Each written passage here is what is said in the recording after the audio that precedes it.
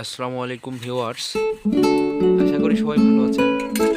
আজকে আমি আপনাদেরকে দেখাবো কীভাবে একটি ছাদের মধ্যে প্লাম্বিং ওয়াটার ট্যাঙ্কি ফিটিং করা হয়। ওকে দর্শক, চলুন দেখে আসা যাক কীভাবে ফিটিং করা হচ্ছে। আপনারা দেখতে পাচ্ছেন 1 ইঞ্চি ডাই মেশিন দিয়ে ইউপিভিসি পাইপ থ্রেড করা হচ্ছে। এখন আপনারা দেখবেন মেজারমেন্ট টেপ দিয়ে পাইপটি মাপা হবে। দেখতে পাচ্ছেন পাইপটি মাপা হচ্ছে, কতটুকু পাইপ লাগবে তার জন্য স্ক্রু দিয়ে পাইপটি কাটা হচ্ছে। এরপরে কাটা শেষ হলে থ্রেড করা হবে। থ্রেড করা হলেই এরপরে ট্যাঙ্কি দেওয়া হবে। আপনারা দেখতে পাচ্ছেন দর্শক, পাইপটি থ্রেড করা হচ্ছে।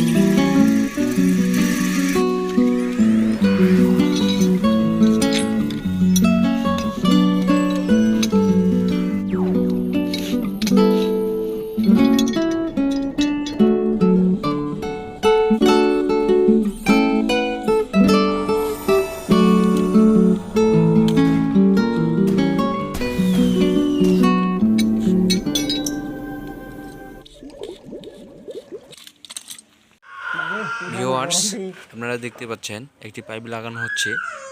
এই পাইপটি যেখানে লাগানো হচ্ছে এর ভিতরেই মূলত বাথরুম রয়েছে। বাথরুমের পাইপের সাথে পাইপটি লাগানো হচ্ছে, আর এই পাইপটির সাথেই মূলত ট্যাঙ্কির পাইপগুলি লাগানো হবে।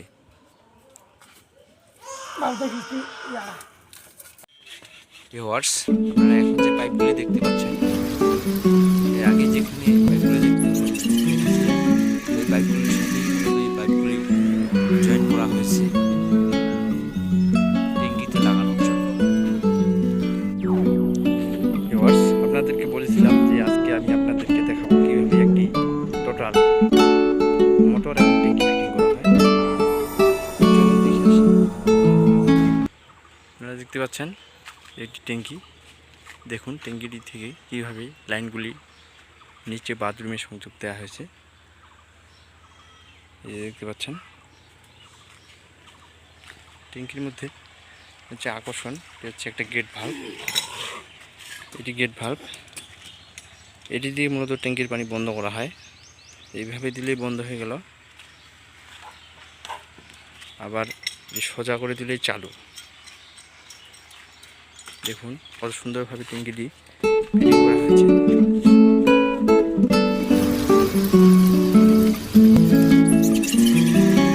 ইউনিয়ন দেখতে পাচ্ছেন, এই যে ইউনিয়ন,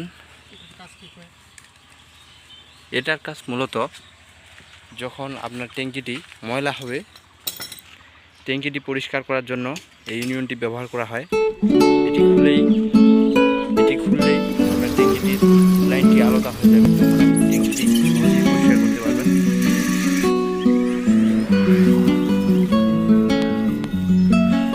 দর্শক, অবশ্যই আমার ভিডিওটি আপনাদেরকে ভালো লাগবে।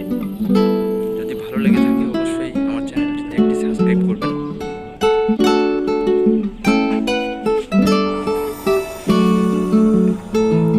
ওকে দর্শক, ধন্যবাদ। আবারও দেখা হবে কোনো নেক্সট ভিডিওতে। এই মুহূর্তে আপনারা সুস্থ থাকুন, ভালো থাকুন। ধন্যবাদ সবাইকে।